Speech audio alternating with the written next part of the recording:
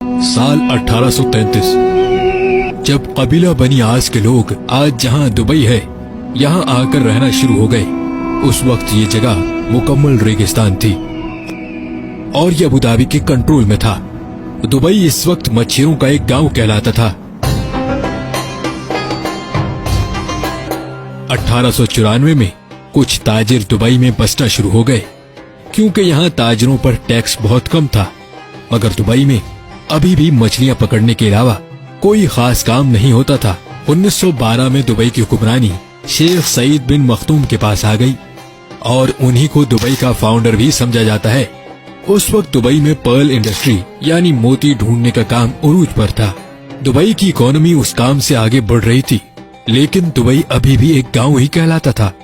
ये 1958 की बात है जब दुबई के हुक्मरान शेख राशिद बिन सईद अल मखदूम बन गए। यही वो इंसान थे जिन्होंने दुबई को एक गांव से एक शहर बना डाला। उन्होंने दुबई क्रीक जहां बहरी जहाज आकर रुकते थे उसको गहरा करवाना शुरू कर दिया। ये जगह बहुत छोटी थी और शेख राशिद बिन सईद जानते थे कि यहाँ बड़े और मॉडर्न बहरी जहाज आकर नहीं रुक सकते।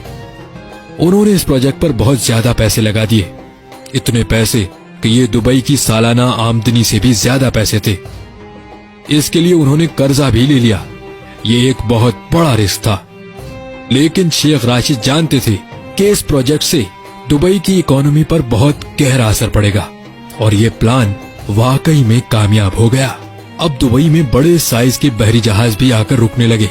इससे दुबई में गोल्ड मार्केट भी फैलना शुरू हो गई। शेख राशिद अक्सर यूरोप और इंग्लैंड जाते रहते थे और ये वहाँ पर बनाए गए इंफ्रास्ट्रक्चर से बहुत मुतासिर थे, खास तौर पर लंदन से। उनको लंदन की सड़कें और वहाँ पर बनी हुई अंडरग्राउंड ट्रेन सिस्टम बहुत मुतासिर करता था। उनके दिल में भी ख्वाहिश थी कि दुबई एक दिन ऐसा ही मॉडर्न शहर बन जाए। शेख राशिद ने दुबई को एक शहर की शक्ल देना शुरू कर दी। साल 1959 में उन्होंने दुबई में एक मॉडर्न एयरपोर्ट भी बनवा दिया।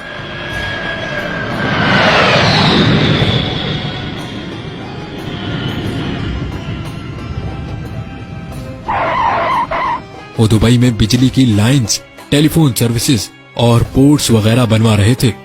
लोग समझते थे कि शेख राशिद पैसे जाया कर रहे हैं और दुबई कभी भी एक मॉडर्न और इंटरनेशनल शहर नहीं बन सकेगा। मगर 1966 में दुबई की किस्मत बदल गई। ये वो साल था जब दुबई में ऑयल डिस्कवर हुआ, लेकिन यहाँ तेल के ज़खायर इतने नहीं थे।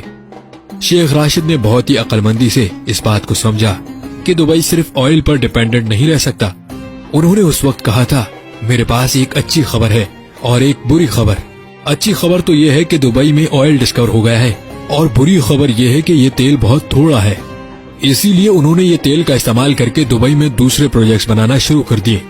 उन्होंने दुनिया भर से बड़े बड़े इंजीनियर्स और आर्किटेक्चर्स को बुलवाकर दुबई को मजीद तामीर करवाना शुरू कर दिया। जैसा कि 1979 में दुबई में एक ऊंची बिल्डिंग बनाई गई, ऐसे कई प्रोजेक्ट्स दुबई में शुरू हो रहे थे। 1981 में शेख राशिद इस दुनिया से चले गए। अब जो दुबई के अमीर हैं शेख मोहम्मद बिन राशिद बिन अल मखदूम, ये उन्हीं के बेटे हैं। आज जो दुबई हम देखते हैं उसको बनाने में शेख राशिद का ही दिमाग है।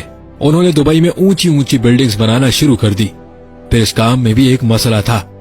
मसला ये था कि कच्ची मिट्टी पर इतनी बड़ी बिल्डिंग्स कैसे खड़ी की जाएं। मगर शेख मोहम्मद बिन राशिद ने उसका हल भी ढूंढ निकाला। शेख मोहम्मद बिन राशिद ने महसूस किया दुबई के अतराफ पहाड़ वी शेप में बने हुए हैं, यानी यहाँ जरूर कभी पानी मौजूद होगा जो पहाड़ों की शेप कटी हुई है। उन्होंने यहाँ ड्रिलिंग करवाई और वहाँ वाकई में पानी मौजूद था और यही पानी दुबई की ऊंची ऊंची बिल्डिंग्स खड़ा रखने में काम आया। जहाँ बाकी अरब ममालिक जो तेल की दौलत पर अपना मुल्क चलाते हैं, वहीं शेख मोहम्मद बिन राशिद जानते थे दुबई को तेल पर जिंदा नहीं रखा जा सकता। आज भी ऑयल दुबई की इकोनॉमी में सिर्फ 1% कंट्रीब्यूट करता है, बाकी 99% पैसा दुबई कारोबारी सरगर्मियों से कमाता है। शेख मोहम्मद बिन राशिद की विजनरी प्लानिंग और अक्लमंदी की ही वजह है कि दुबई इतना अमीर शहर है। उन्होंने दुबई में ऐसी ऐसी चीजें बनाना शुरू कर दी जिनकी वजह से पूरी दुनिया का ध्यान दुबई की तरफ होने लगा, जैसा कि दुनिया की सबसे ऊंची इमारत बुर्ज खलीफा, दुनिया के बड़े बड़े मॉल्स में से एक दुबई मॉल, आलीशान होटल्स और आर्टिफिशियल आइलैंड। दुबई की एयरलाइन एमिरेट्स एयरलाइन, ये दुनिया की बेहतरीन एयरलाइंस में से एक है। ये सारी अट्रैक्शंस थी जो लोगों को दुबई खींच कर लाती रही। दुबई में बहुत से फ्री जोन्स भी हैं जहां हर किस्म की टैक्स छूट दी जाती है, जो दुनिया के बड़े बड़े बिजनेसमैन की तवज्जो अपनी तरफ खींचती है। ये फ्री जोन्स दुबई की इकोनॉमी का 20% हिस्सा बनते हैं, जहां तकरीबन 1.5 करोड़ के करीब लोग नौकरी करते हैं। दुबई में आज 80% के करीब वो लोग हैं जो बाकी कंट्री से दुबई में आकर सेटल्ड हैं। आज दुबई में वो लोग भी हैं जो मेहनत करके पैसे कमाकर अपने प्यारों को वापस घर पैसे भेजते हैं, और वो लोग भी हैं जिनके पास बहुत सा पैसा है।